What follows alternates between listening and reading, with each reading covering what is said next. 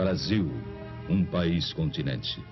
47%, quase a metade de toda a América do Sul.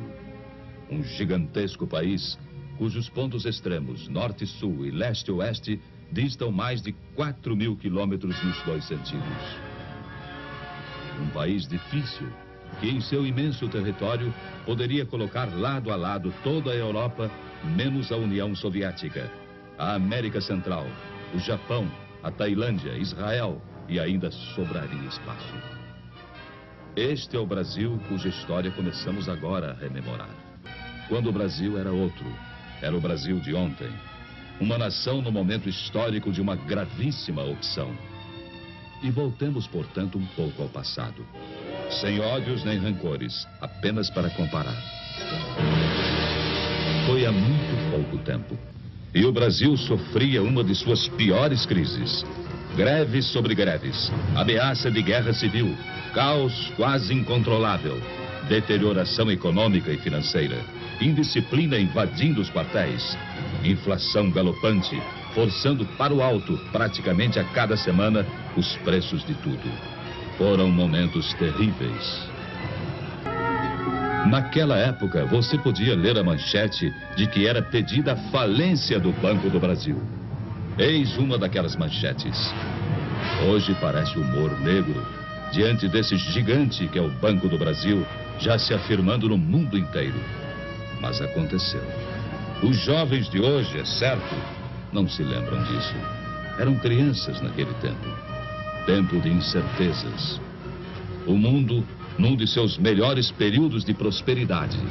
E o Brasil, uma triste presença entre as exceções.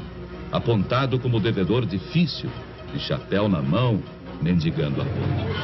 Pedindo o reparcelamento de compromissos financeiros vencidos. Em situação de quase insolvência. E visto por sua importância no continente como um barril de pólvora, cuja explosão levaria também o caos às nações vizinhas. O Brasil é um país enfermo, dizia-se lá fora. Será uma nova Indochina. O gigante está de joelhos. Essa é a opinião corrente. Fazendo ainda mais triste a nossa imagem pelo mundo afora. Pois o que se dizia no exterior apenas retratava nossa real situação, sem saber como seria o dia de amanhã. Ao sabor de sucessivas crises, mergulhados num cotidiano de boataria e de incertezas. Foram tempos difíceis. Ultimatos ao Congresso, agitações de rua, insegurança, ameaças aos jornais, agravamento da crise econômica e financeira. Já então, total descontrole inflacionário.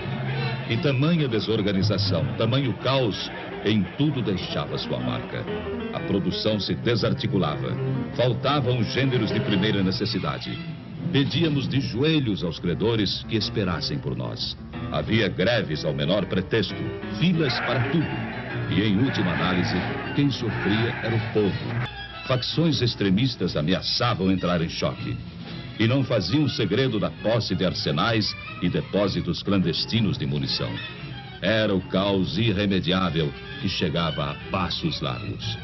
E por trás deles, o comando vermelho dos comunistas. E hoje, ao documentar aquele passado ainda recente, uma pergunta chega a se impor. Como foi possível aguentar? Como o Brasil resistiu? Pense nisso. Você gostaria de voltar àqueles tempos? De experimentar as mesmas angústias? De sentir as mesmas incertezas e inseguranças? De voltar ao Brasil de ontem? De ler as mesmas manchetes e ver os mesmos espetáculos? A resposta fica com a consciência de cada um. Com a responsabilidade que todos têm diante de si mesmos e diante de todos os demais brasileiros. Março 1964. O drama brasileiro chegava ao auge.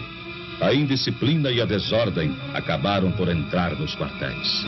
Desmoronava o princípio da hierarquia. E então via-se o país ameaçado de perder seu último ponto de apoio efetivo na manutenção da ordem pública. Dali em diante, nada mais que o caos absoluto, a desordem total, a violência sem freios nem medidas. E a todos se evidenciou que o Brasil caminhava para o pior. Caminhava para a guerra civil de consequências imprevisíveis. O peso do medo e da angústia já era insuportável. Falava-se em matar, em fuzilar, em destruir. A união de pelegos e comunistas afiava suas armas. E tudo indicava que nos próximos dias, ou nas próximas horas, brasileiros se lançariam contra brasileiros. No norte, no nordeste, no sul, nas cidades, no campo, em toda parte. Você se lembra? Era o Brasil de ontem. Foi no último instante, quase no momento derradeiro. E quando o país estava à beira da guerra civil, quase em pleno caos, alguma coisa aconteceu.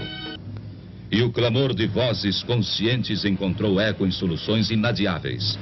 E as Forças Armadas, elas próprias, mais do que ameaçadas, foram chamadas, praticamente intimadas, a cumprir a missão que o momento lhes impunha. Restabelecendo a ordem e livrando o país dos trapos vermelhos que ameaçavam sufocá-lo.